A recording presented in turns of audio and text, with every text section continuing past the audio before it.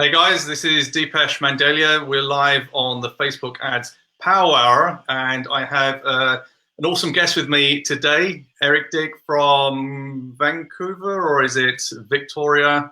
Somewhere around there. So we're going to talk some cool stuff about Facebook ads and Eric's experience around that as well. So probably like myself, a lot of you have seen Eric's experience within affiliate marketing because of the area he's playing in right now and where he is. But actually, he's got a ton of knowledge on Facebook ads, and we were out in Barcelona a few months just talking about this, and I just thought it'd be awesome to bring him online and actually go through some of his experience as well. So we're going to be covering that off, and we're going to find out a bit more about Eric as well, which I think is going to be super, super cool. So if you guys are watching this live and you have a question, hit hashtag live with your questions so that we know, and I know to go into your questions. If you're looking at the replay and we are not live, then hit hashtag replay so that I or Eric can come back later on and answer those when we get them as well. I can see people coming online now. Just give us a quick shout if you can hear. The sound check's all good. You can see us all okay. I'm going to bring up Eric's name. I'm going to bring my name. So that's all good from our side. So just as a kind of heads up, if you're joining us for the first time, so every few weeks I bring on an expert to talk about Facebook ads.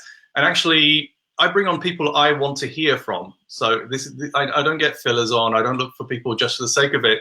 This is genuinely, if you guys weren't following us, I'd love to speak to Eric anyway. We've had some good chats already.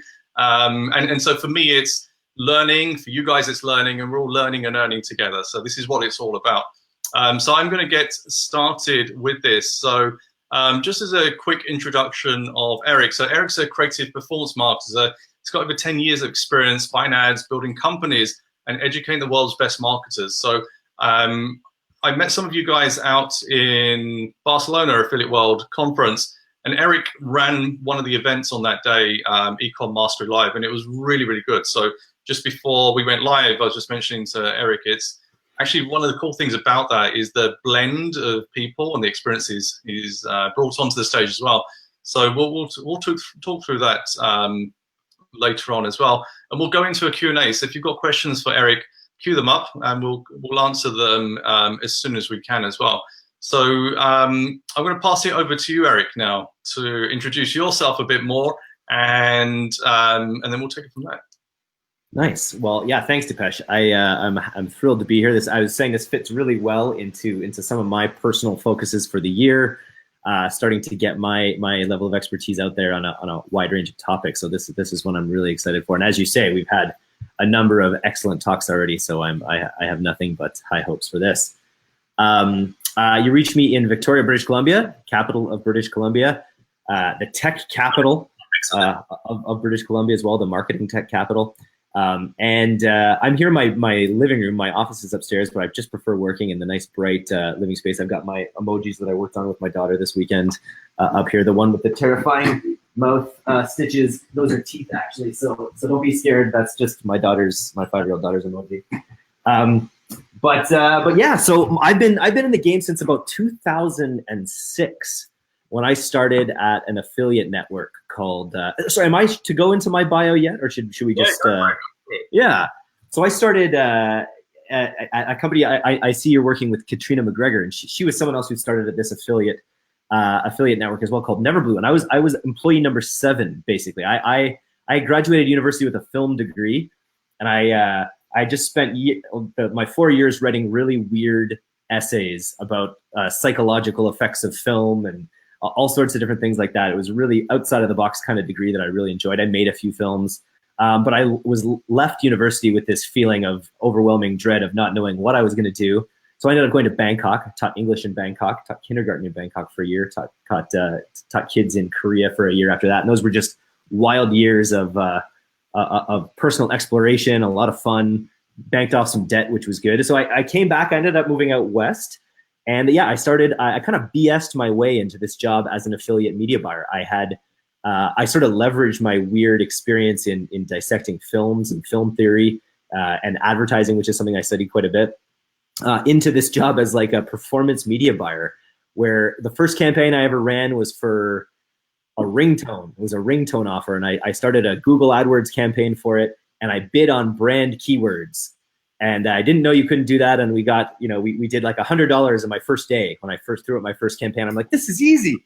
Why isn't everyone doing this? And then, of course, it all got clawed back because I was bidding on branded terms.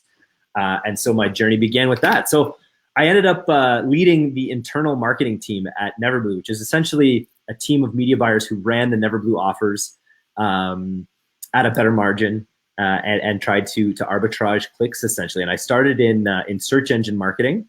I built out a really big e-card brand. That was the one that we were sort of like, we white labeled one of our largest clients' e-card products. And I ended up writing, doing all these campaigns selling e-cards, where the most we ever did in a day was like $36,000 one day. We did in $3.50 downloadable campaigns for e-cards, which was a really, really interesting experience. But it was all just sort of like, it was lead generation. It was these downloadable tools. It was a lot of dating ads. And then I got my first taste of e-commerce when I was at Neverblue, where I ended up running a campaign for a jewelry auction website called bids.com. Oh, yeah. I don't know if you know that, but I basically, I don't know if this is true, but I think I invented like the Matrix style of remarketing ad, which is, just the product on a white background. So I basically just created these ads that were the product on a white background with a ticking clock for like when the auction was coming down. And they just converted 10 times better than the advertisers' creatives. I ended up building out a 3-year relationship with Bids, where they gave me visibility into their back end, and I was creating landing pages and ads and monitoring and monitoring traffic sources all the way to their back end to see how these leads matured into customers. And we were able to drive a significant ROI for them over those 3 years. And I ended up being sort of their exclusive agency. So that was my first sort of taste into e-commerce. And that was all through display advertising mainly at the time. I ended up negotiating deals with Yahoo and Microsoft and Casale and all these big display media buying partners, so that I was actually paying a CPA to them and was getting paid a CPA on the back end. And so I had a guaranteed margin in the middle. So it was a good little business built out for, within this affiliate network. Shortly after that, I started my own company. I got into the app space. I started a company with the founder of Neverblue, actually. It was called Tap for Tap. It was a tap exchange for mobile application developers. So it was the idea that I'll show an ad for you if you show an ad for me, and until we get some engagement, essentially. And that was the currency that we developed. And then we developed a monetization switch so that app developers could select, okay, I want to grow my app with user engagement, or I want to just be paid for my clicks, and we monetize the clicks that way. And that was a really, really cool experience. We ended up selling that company to another Victoria company here in town. From there, I moved on. I was a user acquisition developer or user acquisition manager for a startup gaming company. And that's where I really cut my teeth with Facebook, was competing against Clash of Clans. And I have some funny stories about that I can kind of talk about a little bit. And we found a lot of success on the acquisition side of things. But as my story will go, we weren't really ever able to get the users to monetize as well as we needed to compete long-term in that game.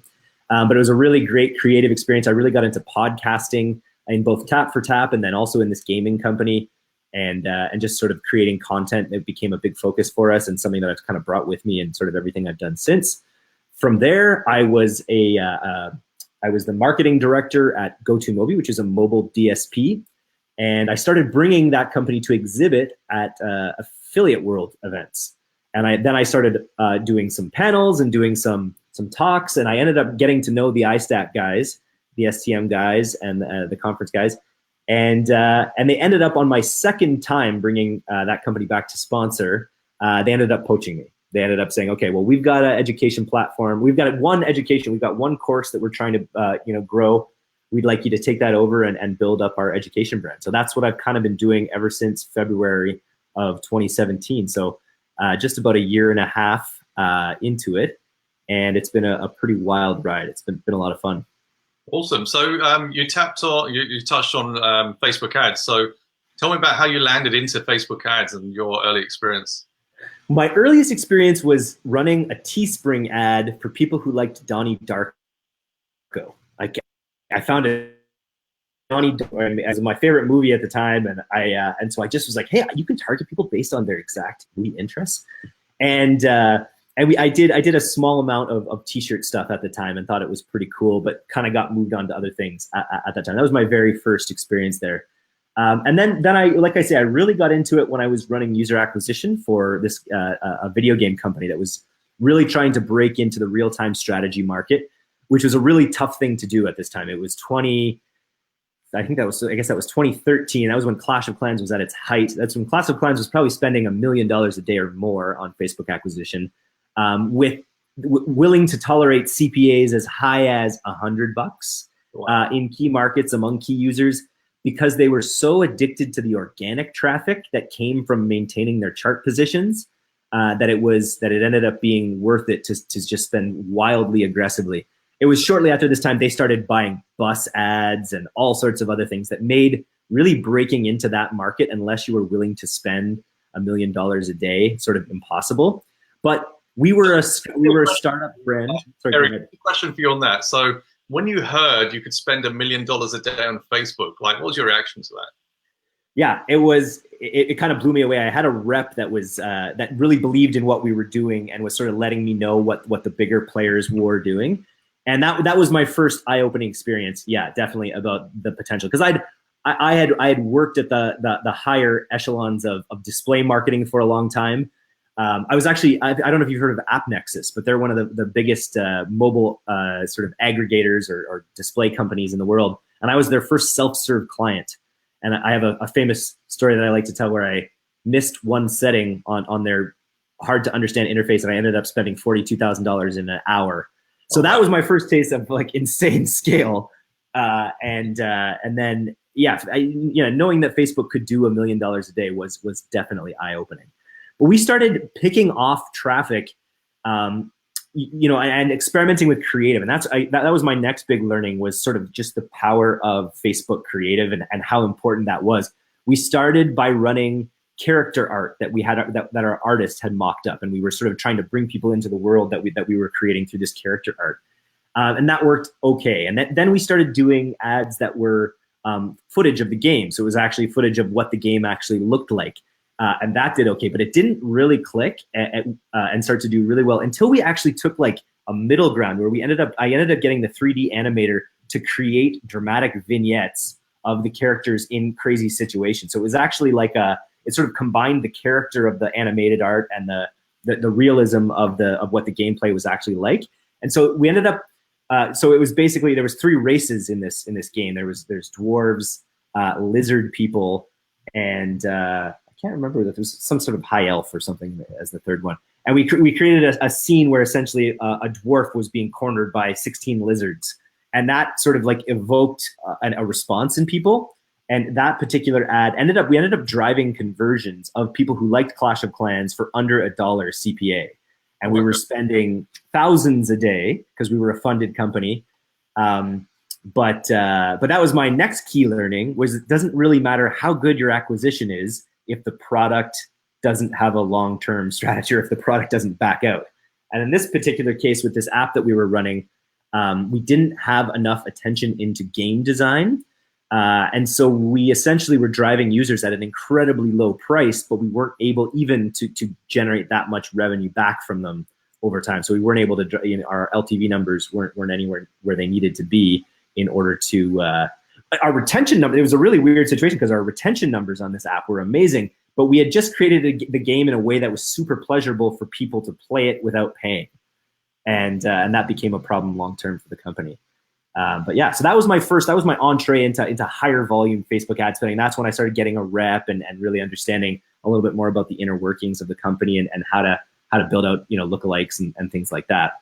And then I worked with it when I worked at the mobile DSP. I was using, I was creating lead magnets and doing things like that to drive leads for this DSP, but I really didn't get into it again heavily until I started running all the ads for iStack. I now know I don't run the ads now. Normally, now I just sort of go in. We have an agency that we work with, and I go in and undo their work sometimes and go, work alongside them on my own stuff. And I have to say, I think, I don't know if Jacob's probably not listening, but I think I can outperform them still with the ads that I create. But yeah, I've seen you've upgraded your position to Nick Fury, right? So Nick Fury is not hands-on.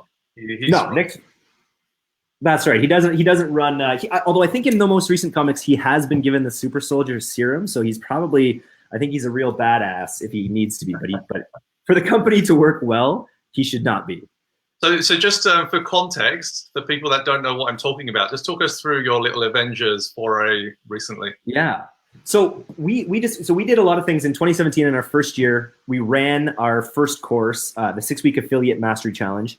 We ran that 3 times. We filled it up each time and I learned a lot about funnel marketing, email marketing, Facebook marketing for courses and stuff during that process. But then we created a lot of other courses. We created little courses on how to test, how to scale, little tests on copywriting, or little courses on copywriting, little courses on affiliate automation. And we tried to cover a large amount of topics with with different ticket courses. So we had low ticket courses and high ticket courses. And low tickets to bring people in is almost a tripwire, or what was the plan with that? We haven't. This is still something we're working on. Is our full sort of tripwire experience.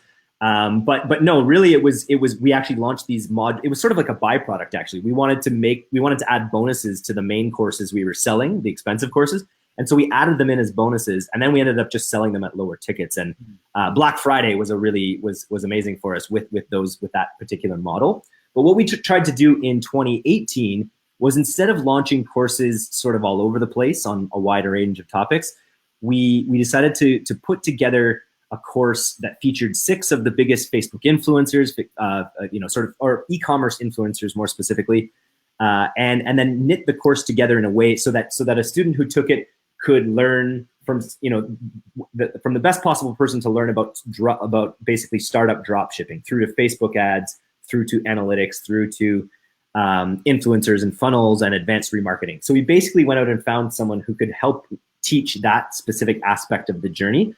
And so while we were doing this, I started to feel like Nick Fury. That's when I started to carry an eye patch around with me at all times. And so it really was. And that has been my experience since we started too, is really working, through the podcast, through the courses, through the events, being a conduit through which I could bring in all these incredible influencers and people who were really innovating in the Facebook ads and e-commerce space. So that was sort of made more literal when we actually made, Nick Fury based creatives for the course that we launched. We ended up working with a high-end filmmaker, and it's a long story, but we tried to put together we had a full script ready to go, and we got it there, and we ended up going over it, spending a day going over the script, and we realized, okay, well, this is probably a $100,000 minimum, 2-week shoot but so when we get to that level, we'll have a script ready to go that will be both hilarious and effective as well, we hope. But honestly, it was a really interesting experience. I think the ads ended up being very humorous. They ended up being very, a lot of people enjoyed them. We got a lot of good feedback about them. But to be totally transparent with you, they didn't convert the way that we needed them to. And that was a lesson that we learned too, about making your ads entertaining is good for maybe a longer term branding play. But when it comes to the direct response of people doing, the ads that ended up working better were the ones that just showed more proof. That just showed more. You learn from this person. He's taught this many people who ended up doing this. This guy himself has done this. Greta Van Riel has done this, and she's going to teach you how to do this kind of thing. So it was a lot more proof-based marketing that ended up moving the needle a lot more for the course than the highly entertaining Nick Fury stuff, even though we had a lot of fun doing it. Interesting. And who was the creative genius behind the mini scripts that you had? So you had a scene in a plush mansion and sofas. You had a really funny one with the ladders. Who was kind of scripting? Who's the brains behind all of that? Well, it was a jumble, right? I went to the Shopify Mastermind in Atlanta, and I used this as an opportunity to work with Ben Malal and Nick Peroni, who were both there. And so Ben and I, we all kind of worked together on the concept. The original idea was a mix of the filmmaker and myself and Ben, who contributed. But then honestly, when we were all together in Barcelona and filming the ladder stuff, it was sort of a free-for-all where we were just sort of, we literally, it was unscripted. I had everyone together, and we knew that we wanted to film countdown ads to let people know that the course was closing. And then after that, we just basically freestyled it. The one on the ladders with Ben Malal, where he snaps the rose on, hands it to, I guess, Dimitri or Shaq. It was a lot of fun putting together and doing those, but it was a really collaborative sort of ad lib experience, I would say. Absolutely. We've got a few thumbs ups and some hearts. So if you guys are live, if you have the queue up your questions, hashtag live when you ask them. If you're looking at the replay, hashtag replay, and myself and Nick will. Nick, I'm thinking of Nick Fury now. Eric will come back and answer your questions. Just a quick shout out. So Kat's giving a shout for Never Blue. Hey Edmund, Francois, Nick, Matt, Casey, and Jamie. Get your questions queued up for Nick Fury here, whether it's on the Avengers or any of his Facebook ad stuff. So I'm just going to go through some more questions. I'm curious to kind of dig deeper into a few things. So one of the things I like to ask is, if you weren't doing what you're doing right now and you had a blue ocean in front of you, what would that blue ocean look like? What would you absolutely love to be doing right now? Not that you don't. It's a good, but just something else. Yeah, I do, and it's funny. This is a really good. It's tough to think about this, and it's something that it's one of the hardest things to do is really know, what I know what I want, like on my current trajectory. And I know what I want out of what I'm doing. But if I had a chance to do it all over again, kind of thing, it's an interesting question. I'm a big movie buff, and so potentially something in the filmmaking space would be interesting me. I've been a writer for a long time, so potentially something in that space.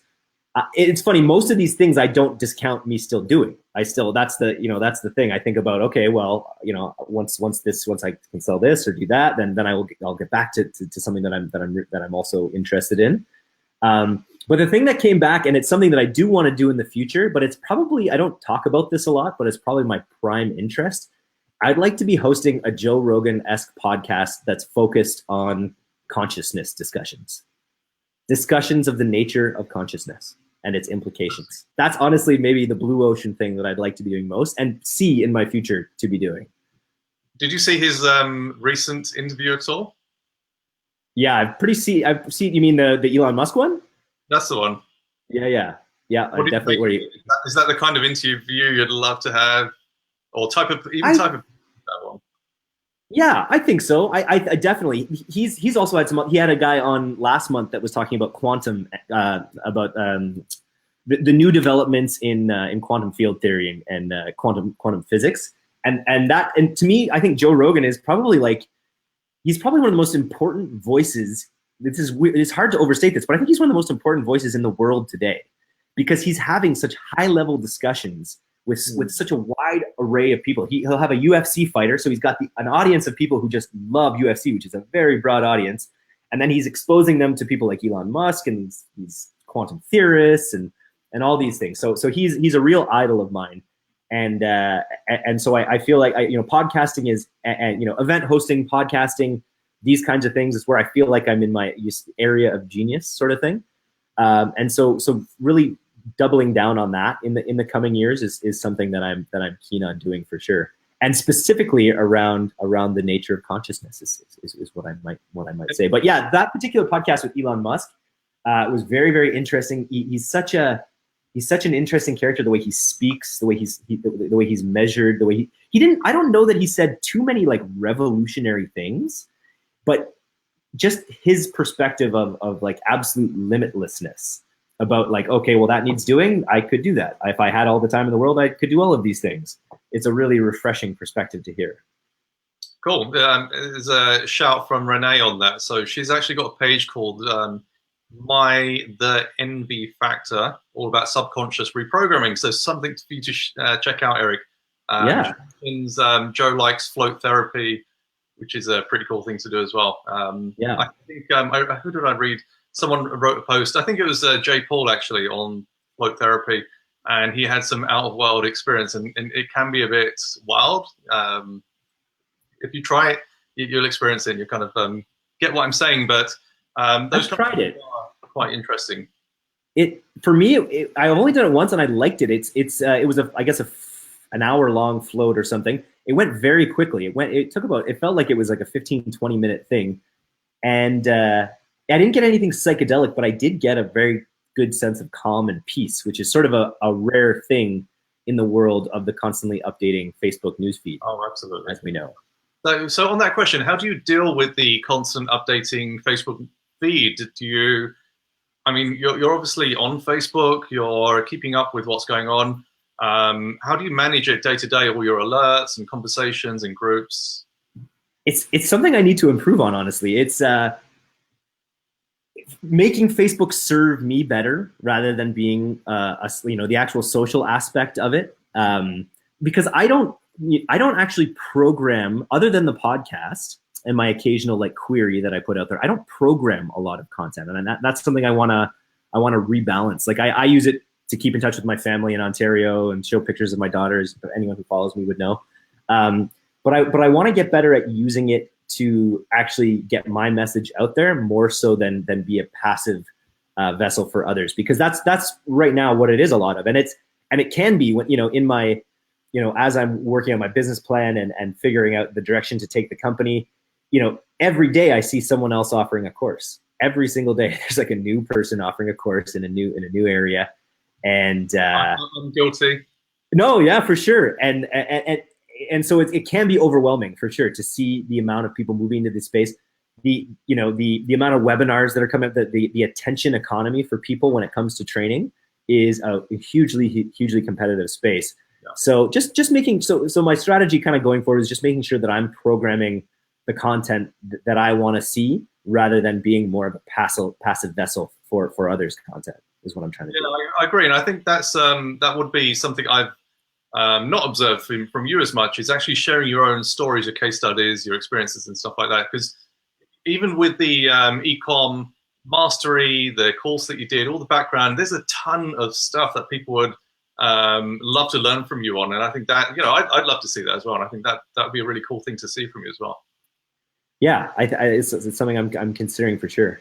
And it does take time. Like I put out a ton of content, but I'm at a stage now where I just get an idea and I just write it out. And then what I do is just schedule it. So sometimes people, like I get lots of messenger messages and people think I'm online because they see all these posts go out in my page, in my group, etc. But a lot of them are timed. So I'll queue them up. I'll have an idea. I'll say, all right, I'm going to schedule that for 3 days time, 4 days time. And you can just do that in blocks, and it makes it so much easier as well. And it just means that you can keep your message flowing. You can keep yourself front of mind. Because one thing I did find is at the early stage when I was updating content, the longer you leave it without putting something out there, you're forgotten so quickly. And it's a beast. Once you start to feed it, you have to keep it going. Otherwise, you will slip away as well. And I find that really challenging. But the rewarding part is actually seeing how it's impacting people. And I think if you've got clear purpose of what you're trying to do, it makes it so much easier as well.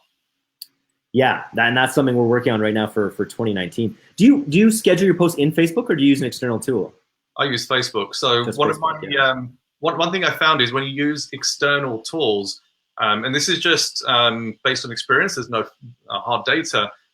But for some reason, it looks like Facebook hamper your reach. So when you're using Hootsuite and Buffer and things, just seems like Facebook doesn't favor that. And also, it shows like scheduled from Buffer or something like that in the post. And I think people they don't like that. And so it feels and it looks more natural. I know, for example, what time of day generally I get the best engagement, clicks, comments, etc. And also, personally, I learned a lot from Scott Oldfield. So he does a lot around magnifying your content and keeping it fresh and things like that. So if you want some, if for anyone out there who's looking to get better at content, just follow Scott Oldfield. His content is always on point. It seems like he's literally online 24/7, but he's built a machine. And that's kind of what I'm trying to replicate as well. It appears like no matter what you're promoting these days, content should be an integral component for it. When it comes to awareness, especially during those first phases of engagement, and then building audiences based on the people that engage. That by far the people who buy the most tickets for our events, buy our courses, by and large, they're almost always in a 75% having watched one of my episodes groups, basically. And so definitely. That tactic of what I guess people used to call it carpet bombing, essentially, of building, putting out content in attractive ways and then building audiences based on the way people consume it is something that we do quite heavily. Absolutely. So one thing I want to touch on is, how do you balance the time between learning and applying? How do you keep the kind of inputs going, your reading, your listening, however you do that, but then also keep applying that as well and keeping your knowledge fresh? So for example, Facebook ads moves fast. I struggle. I'm running a Facebook ads agency. I'm managing a course. I've got a community. And even then I struggle to keep on top with all the latest stuff. And I don't even make it my mission to stay on top, because unless there's something that's going to help my business or help my clients, I don't really care. Yes, I'll be testing new things out. I'll be seeing if there's anything interesting I need to look at. But even within your niche and kind of what you're working on, there'll always be something new to have a look at. How do you manage all of that? Well, most of it is it's just filtering signal from noise, and it's not to say that the stuff I ignore is noise, but I have my sort of vetted, like you, for instance. When you put out a post on Facebook ads, I read it because I know that you know what's up, and I know that I've tried things that you've put out there before and have seen them work. Similar things. I also have a network of people that I'll just reach out to with ideas, guys like Nick Shackelford or my friend Van Oaks, who all run really high volume Facebook ads for people. And so and I'm in a privileged position when I can just call these people my friends and reach out to them personally with ideas and queries about things that they're supreme experts at. So I try to take when it comes to learning, it's usually driven by something I'm trying to accomplish, which allows it to be more focused and allows me to kind of go more directly to the people that I think will be able to help best. And then beyond that, it's just sort of curating an evolving stable of thoroughbreds like yourself, who I know and trust, and who I will take the time to consume the content of, like Max Finn and other people like that, because I know that they bring value every time. Cool, that makes sense. So just related to that, do you have podcasts that you listen to on a regular basis? Anything you'd recommend? Well, I've got lots about weird esoteric consciousness, but that's another thing that I'm trying to do is spend more of my mental powers on things that will more directly benefit me. So just yesterday, I spent a bunch of time listening to the ClickFunnels podcast. So I listened to both of the ClickFunnels podcasts. I'm a big fan of those ones. I'm just trying to remember what they kind of blend together right now. It's Funnel Hacker Radio. There's some really cool stuff there just recently about how to put events on, how to attain maximum sort of success with your events. It's really, as far as business goes, it's those two, I think. Have you attended Funnel Hacking Live? I haven't, but I've heard really good things about it. Did you? I attended in, I think it was March in Florida, and honestly, I was blown away. It was the genius of Russell Brunson is being able to construct a story. And actually, the event was essentially a 3-day story, and it was the way it was all tied together. Each speaker led on to the next, and every theme on every day was a block of what Russell was trying to build up. And essentially, if you know Russell's perfect webinar script, for me, it was literally that delivered over 3 days on stage and getting people to buy a product. That's all it was. But the way it was done, it was genius. And actually, the level of the speakers and everything was just done so well that literally I booked for 2019 while I was there. I was like, I'm absolutely going to be there. But I was going to ask if you bought. Sorry? I was going to ask if you bought. I didn't buy, no, because I didn't need it. You bought a ticket. You bought. Sorry? I bought the ticket, absolutely. I didn't buy the program that he was selling because I didn't need it at the time, and I had too many objects already in my pocket, so I had to try and kind of say no. But it's that kind of thing that with someone like that, you're seeing them put that into practice. So, what I enjoy is people who not just talk about how to do things, but they've got the proof and they're actually showing it and they can actually demonstrate it as well. I think that makes a huge difference in trusting that person and being able to learn from their experiences. Like, I don't know if you've heard of a guy called Peng Joon. No. Worth checking out. He's got a really interesting story, and he's kind of rag to riches story was, he wanted to be a global speaker. He wanted to talk at events, went to a training camp, and he was ridiculed. And he wasn't great, but he took that on board, improved, and now he is a global speaker. He speaks at hundreds of events across the world, and he's made it.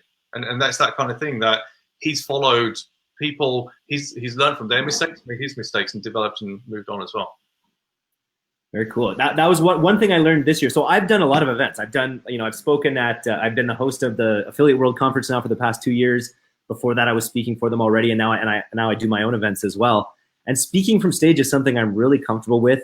I love that idea of creating a story and a narrative for people, and kind of following it through with the content that you program, which is something that I strive to do as well. But one of the things I learned this year is that I've sold in webinars. I've done a lot of webinars and have done pretty well consistently with webinars. But selling from stage was something that I hadn't really done.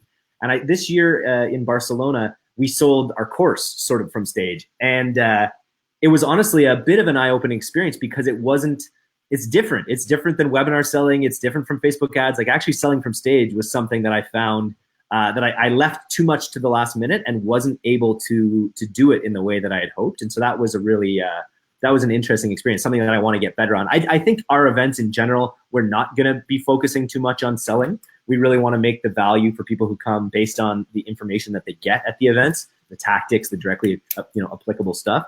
But it's a skill that I'd like to have in my feather for at some point in my career to be able to sell from stage. Have you ever tried doing it? I haven't tried it, but I've seen people do it really well, i.e. Russell Brunson, Peng Joon, and I've seen people do it really bad as well. And it is really difficult to get people into that kind of buyer frenzy stage where you can just close them, and knowing how to build them up and get them to such a stage where you're able to just close it. So I went to an event in London about 5-6 months ago, and the way, I can't remember his name, the way he set up a free seminar, and I went there purely for research purposes because I knew he was good at selling from the stage, and I wanted to see how he did it. And he probably closed about 75 to 80% of the room, and there's some really cool tactics the way he did it. And he had someone in the crowd, which I think was someone who was placed. I don't think it was someone just randomly chosen. The way he brought him up and got him excited and said, I'm going to offer you this one deal, etc., because I picked you out. Then he got everyone excited and then said, who else would be interested? Everyone put their hand up, and he goes, you know what? I'm going to give you guys the offer as well if you come up right now. And then people just rushed up, and I thought that was just genius. Like, it felt like it was staged, but he got people so excited and so into it, like they were supporting this guy and wishing they were this guy. And then all of a sudden he said, look, I'm going to open it up to anyone in the room. You've got 5 minutes to come up here. He took 75 to 80% behind the stage, and they signed the papers or whatever. But it takes an art, and he spent the first 2-3 hours building that up, talking about his expertise, his results, and et cetera, et cetera. But I think that takes a lot of practice as well. Yeah, and you're absolutely right. It's a funnel, and that was one of the things I sort of viewed it like, hey, these people are already here. They're going to have seen all these people. I'm going to offer them a chance to work with these people, but it wasn't seeded well enough. It wasn't. There was no hype of this product. It just sort of got dropped, yeah. So that was a very. What was the price point, may I ask, in that that presentation? Was it lower, like $97 or something? Oh no! You're talking about like 3-4K. Wow. So he'd reduced it down from like 10K, I think, and put massive discounts, and then stuck on top of it. So what he ended up giving was like a 3-day boot camp and some videos, CDs, whatever, I don't know, some giveaways and free ticket to a future event and lots of other bundles. Made the 4K or 3K seem like it was an absolute bargain. And the thing is, when you get people into that frenzied state, they can't think properly. And when you don't give them time to think, they have to make a decision. And sometimes the part of the brain that's responsible for being responsible can't kick in. And this is like impulse purchases, but being able to do an impulse purchase on a high ticket value, that takes a lot of practice. Yeah. And structure and strategy going into that, for sure. So that's it's an art and science. You need to really balance people's kind of emotional states, but also think about the functional as well. And I think it is art and science essentially. I've got a question from Antonio, so we're just going to come to questions shortly. If you guys have questions, just post it down in the comments. One thing I want to ask Eric is about kind of Facebook ads, and what's been your kind of experience over the years on how Facebook ads has developed whilst you've been close to it, and kind of where it's going from your perspective? So I haven't actually ever really run any form of ad that was in any, that I think, as far as I know, that was in any risk of not being accepted in a way, you know, like I haven't drop shipped. I guess info products are inherently, but I personally haven't experienced, I've never lost an account, for instance, or I've never had that feeling of like having accounts taken out from under me. So my experience with Facebook has really only been positive. It's really only been new features that are amazing and new capabilities, new targeting parameters, new, you know, it's only ever been an evolving sense of awe, honestly, especially having come from other, you know, having the bulk of my time, I did a lot in search engine marketing when I started, which is like in terms of intent, like the ultimate targeting tool. And then I spent a long time in display, where it really was just trying to catch the eyes of fish as they swam by, kind of thing. And then so to go into Facebook and be able to build out the level of specificity, to be able to build out, you know, the dynamic aspect to like, okay, they've seen this ad, now it's time to show them this one and this one, like that ability to really know, you know, instead of eyeball-based marketing, you know, like customer-based marketing, and their ability to build an advertising platform with that in mind has been mind-blowing for sure. I had early on, especially in the acquisition stuff, I had a lot of success with some of the PMDs, or the Facebook marketing partners, FMPs, I guess they're called now, which are tools that sit on top, like Adespresso, or what's the other one that everyone loves to use? Tim Bird's bidding method. RevealBot? RevealBot, Iskander's product. Yeah, I haven't tried that yet, but I've heard nothing but great things about that as well. So not only are they constantly improving their tools, you have a whole ecosystem of developers who are creating tools for you, you know, that basically dig down on the tools that Facebook's building and make them even more powerful for you. So I feel like, yeah, I have seen it change, but in my mind, it's just continually gotten better. And the prices have definitely gone up, but I feel like it's still, you know, versus something like display advertising or any other form of advertising, still remarkably cheap and effective overall, especially if you have a good product.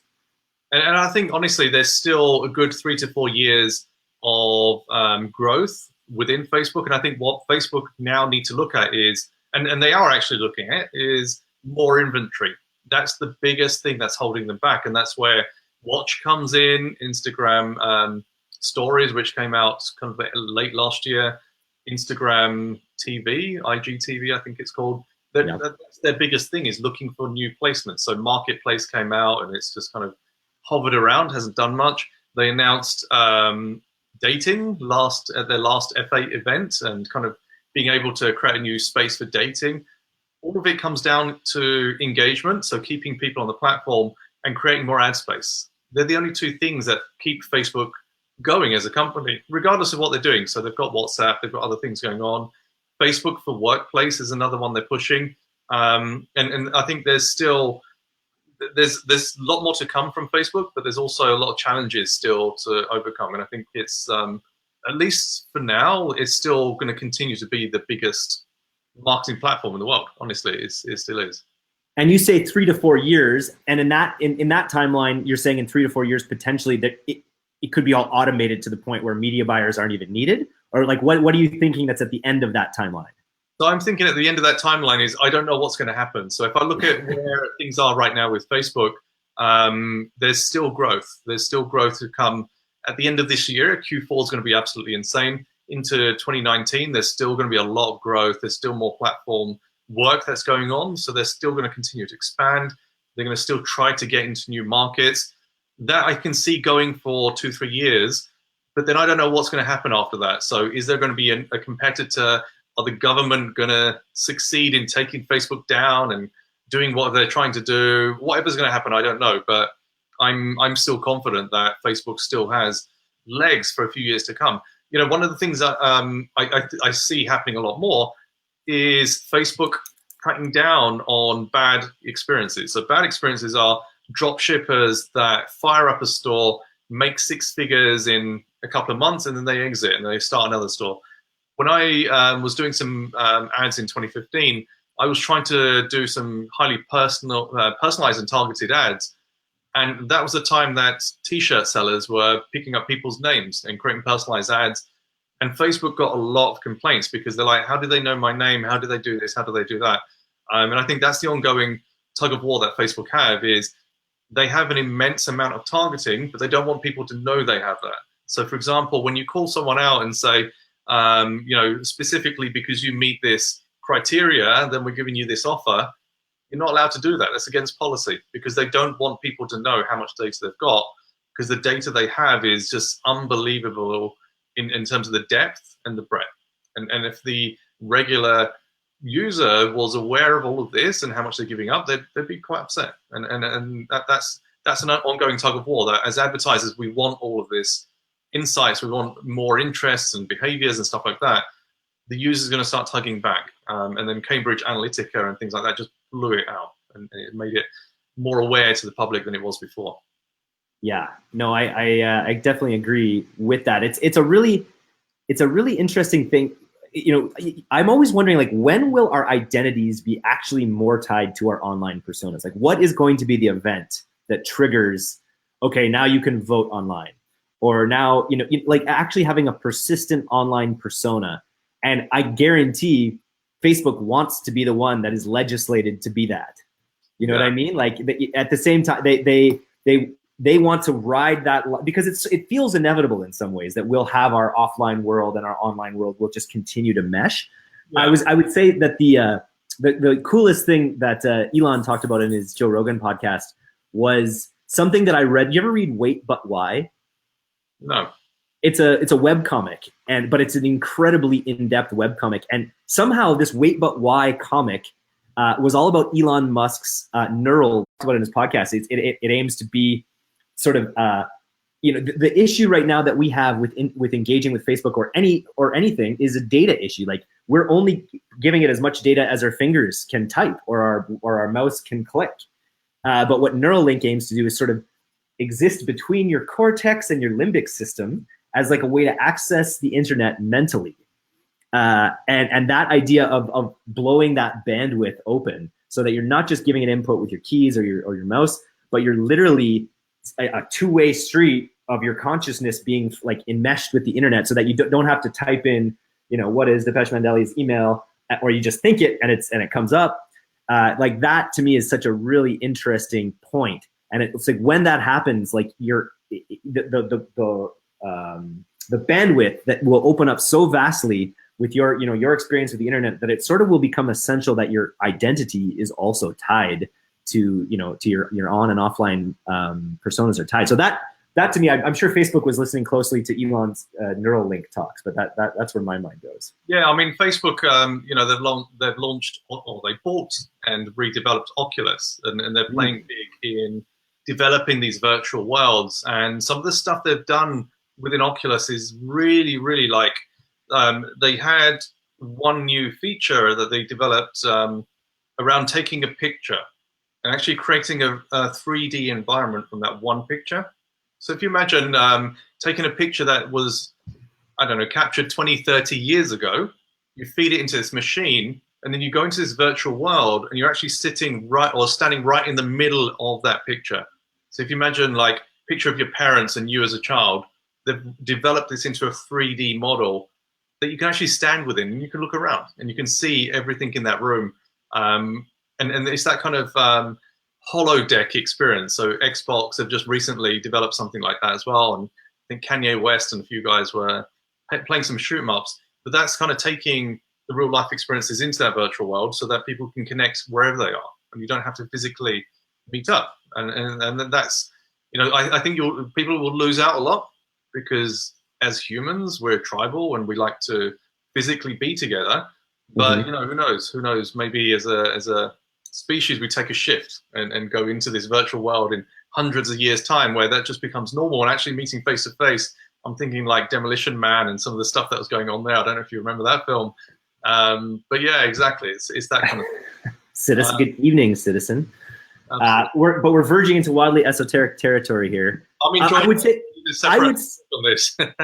say quickly on that like it's an evolution of like you and I. We developed this connection where we're going to see each other once or twice a year, and we enjoy seeing each other. But we're able to stay in touch virtually, and we wouldn't have this relationship without Facebook. And all of the relationships that I value on the business side of things that are also blossoming into personal friendships in a lot of cases.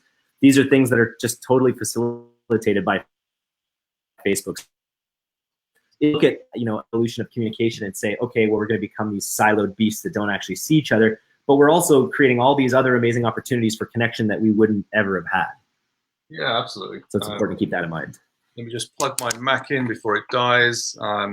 Cool. So I'm going to, there's a few questions I'm going to take whilst we're on. So if you guys have any questions, if you're watching the replay, hit hashtag replay and we'll come back and look at those. So the question from Antonio, I don't know if you can see the questions. You want me to read Yeah, I can see them.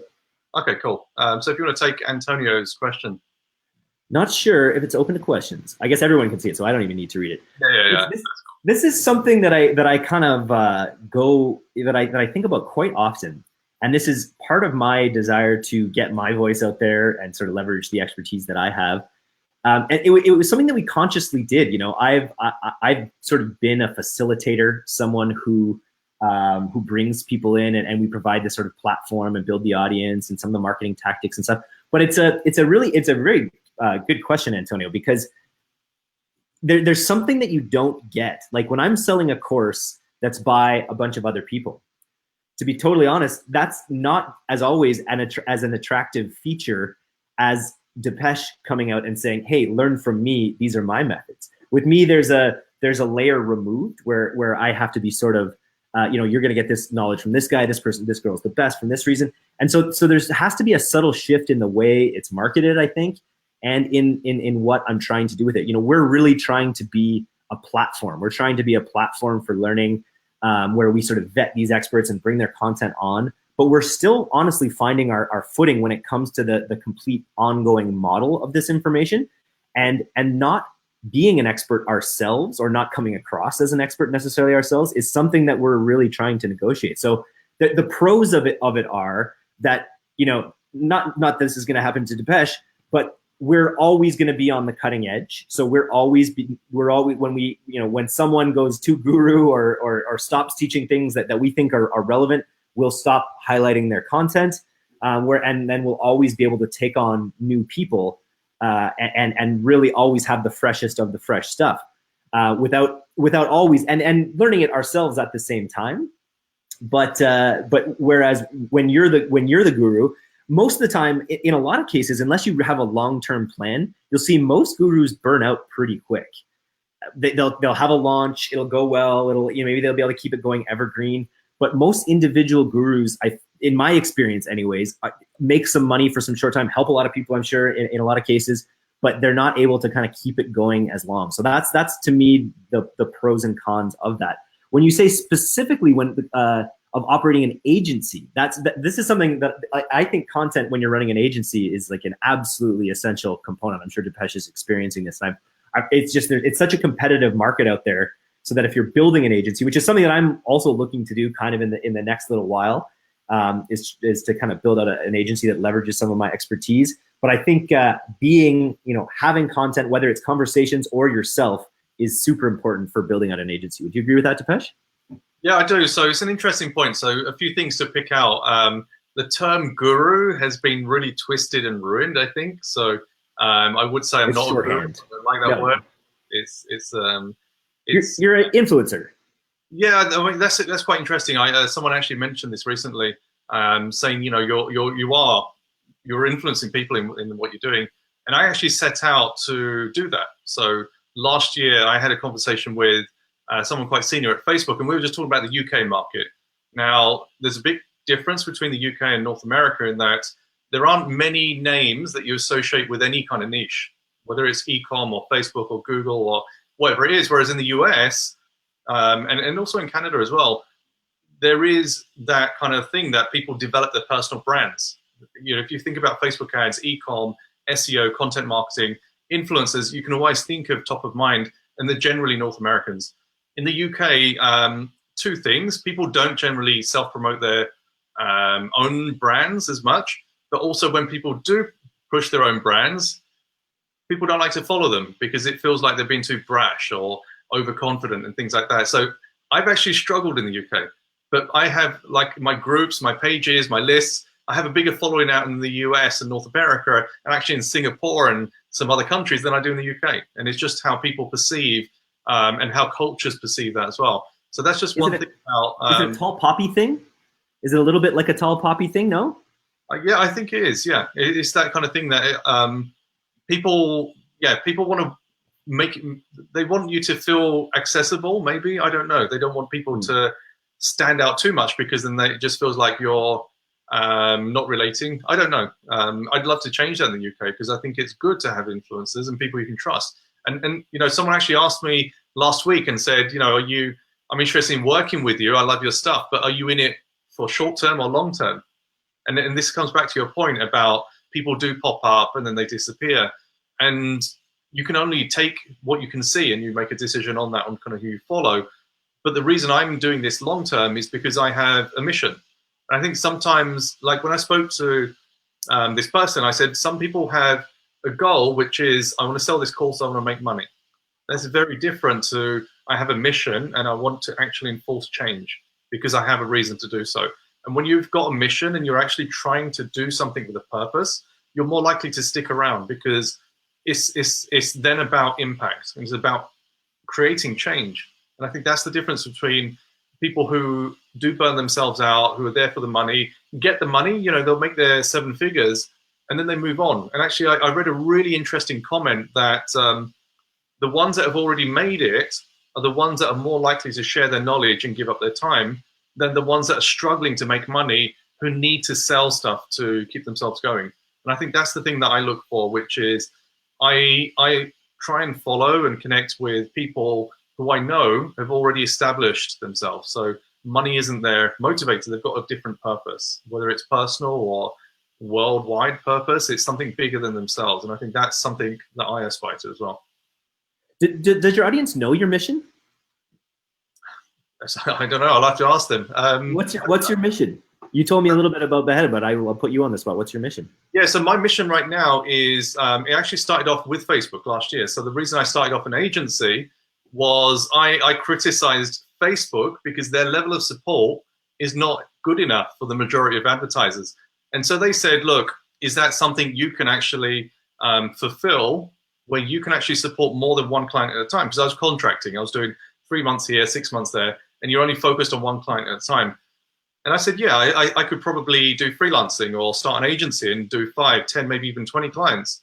And they said, if you can do that, we'll give you one high-level rep, a really good rep, and through you, we can support 10 to 20 companies. So I took that on as a challenge to start an agency. What I didn't expect was, as I started to contribute stuff online, people would start connecting with me on Facebook. So if I go back to probably summer of last year, I had about 200, maybe 250 genuine connections on Facebook that were friends that people actually knew.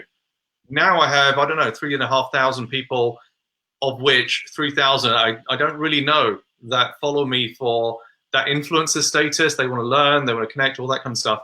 And now I go back to Facebook and I say, I've got 3,500 people on my profile, 4,500 in my group, X thousand in my list, X hundred in my course. This is now what I'm doing. And now my connection with Facebook is being able to bridge the gaps that they can't deliver against.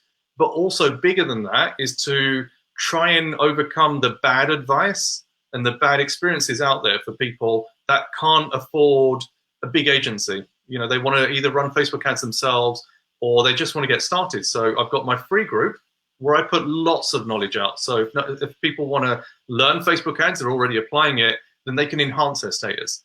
Then once they're ready to fast track it, then I have a course. Or if they want to outsource it, I have an agency. And then it's kind of masterminds and events. So we're doing the Tim Bird mastermind in a few weeks' time. That's bringing people in face-to-face and actually over the shoulders, taking them through it.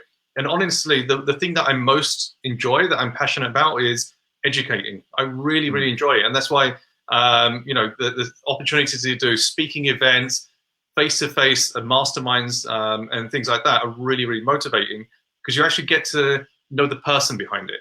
The challenge with online is, you know, if you sell a course or you're doing a coaching program, it's really hard to get to know people individually because you don't have the time to expand that to thousands of people. But when you're doing it face-to-face, 20 people, 30 people, it's intimate, you're actually getting to know them, you build up a relationship, and you help them and their business. So like, as you'll know, mindset often comes up, and some people say, oh, you know, it's blasé, it's It's not a hard metric or whatever, it's fluff. But reality is you don't get your mindset right, you're not going to get your business right. I've been through it myself. So I guess that's kind of where I'm coming from. I don't know. I don't know if people that follow me know this. I probably don't speak enough about myself. And that's something which I've heard as well. So yeah, I guess that's kind of where I'm heading. Nice. Well, yeah, keep talking about it, right? Because that's how these things get formed, and that's how everyone knows. You know, Joe Rogan has the things he always talks about, and they about anti-veganism and kettlebells and all those things. So yeah, so that sounds like a good mission to have there. What else do we have here in terms of questions? Question from Imran. So this is a good question. Oh, I thought that's not the one I saw. Let's see. Considering which one are you looking at? I was looking at the one before that. About. Let's go back. I missed that one actually. Let's go back to the from it. I prefer that this. You know, I am not a dropshipping expert. I know a lot of people who do dropshipping, who do e-commerce in general. The beauty of dropshipping is that you can set it up for maybe around $2,000. You know, you really can invest a lower amount and do it. So I would say that if you have a budget of $2,000, which is definitely on the small side of things, you'd want to go into dropshipping where you don't have to hold inventory. But I will tell you, the company that I'm most interested in right now is that one of the guys who's speaking at Ecommerce Mastery Live. It's Shine On, a customizable jewelry company. It's like a print-on-demand jewelry company. And I think if you have a small budget, it's going to be very hard to compete against the Tans. It's going to be very hard to compete against Muhammad Ali Agel. These guys who have teams and teams of people testing products all the time. I think it's still possible. Oh, I got a crazy dog here, a FedEx delivery. I think it's still possible to make that work. If you get lucky, if you have amazing creatives, if you build out your funnels right. But if you have a smaller budget, I always suggest finding some niches, finding what's important to them, and especially finding niches of people who really like to wear their hearts on the sleeve, and find something that tugs their heartstrings and try advertising it to them directly. I'm actually working on a small project for Thanksgiving with Shine On, where I want to create. I have some sentiments and an audience that I want to express these sentiments to, and I think they'll want to express these sentiments to their family during the Thanksgiving period. And I have a designer. We're mocking up jewelry right now. We have a store set up. I'm going to create several different collections without ever holding the inventory. I'm going to buy a few of them so I can take some cool pictures. But to me, it's a good opportunity because it can be a high ticket item. You could sell it for $49, $59, $69. The jewelry pieces themselves cost $15 to make or something like that. So there's a real opportunity with margin there. And to me, I think that's one of the main things you want to think about getting into e-commerce is what is the potential margin. So either something in print-on-demand jewelry or potentially print-on-demand large format canvas. Those are the two areas that I think are interesting. If you look around my house, I just have like not enough things on the walls except for these weird emojis. And I'm always personally thinking of like, oh, I wish I had some cool, some cool, canvas art or something. I think if you can find some artists, you can get them to create something cool that really speaks to a direct need or a direct impulse or a direct heartstring pull. The idea of jewelry or large format canvas that provides the margin that makes it possible. With large format canvas, you can sell those for $90. They cost $30 to make and ship, and so you've got good margin there for ads and for profit. So those are the two areas that I think are most interesting right now, I'd say. What do you say, Depesh?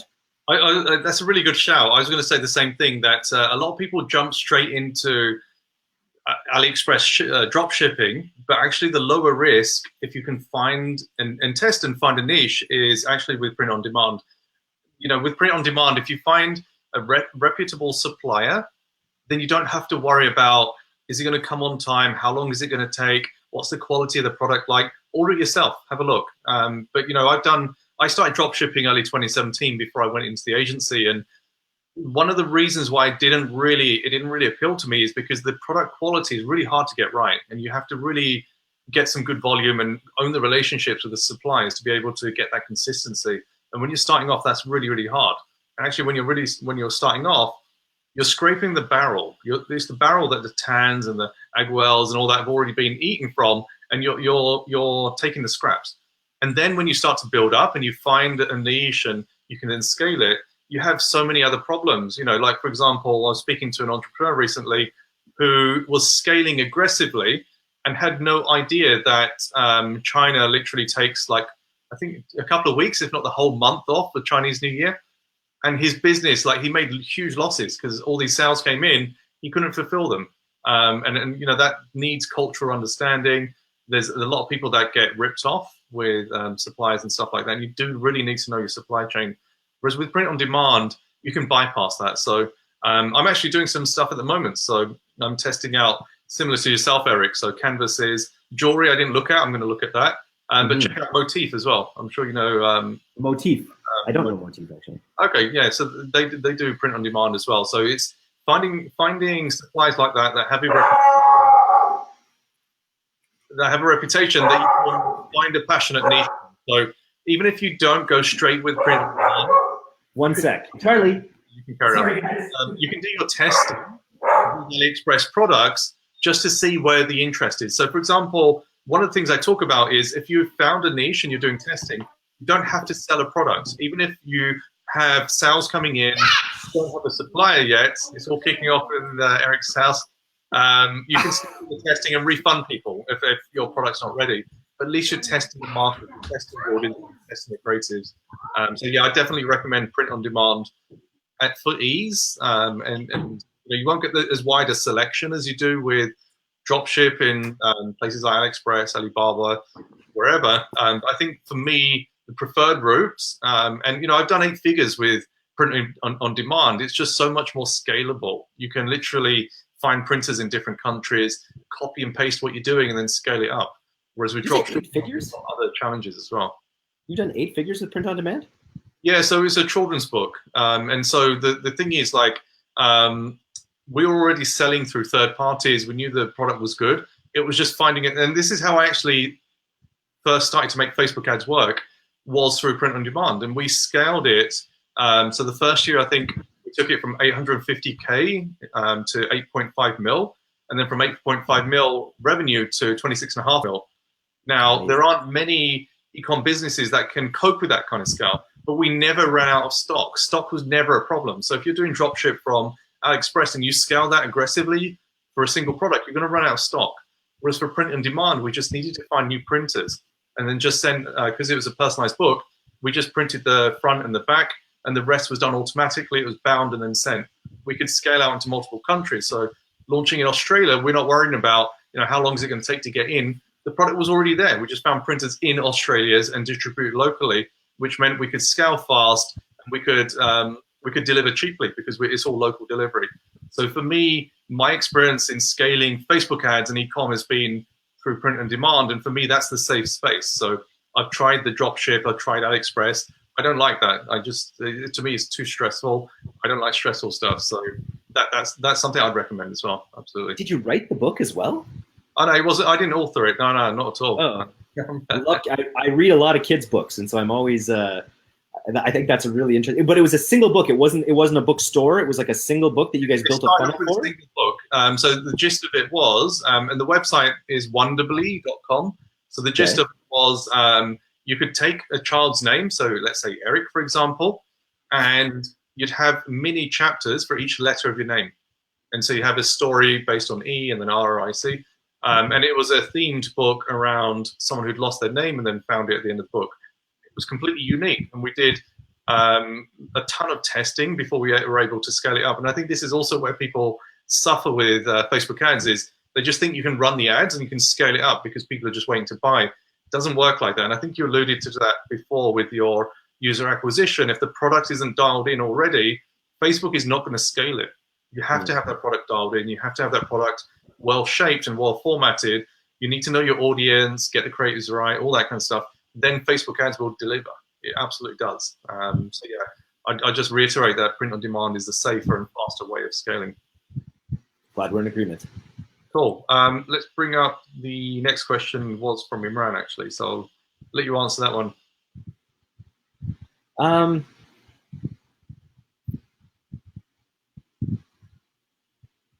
don't know if that's something you have experience of.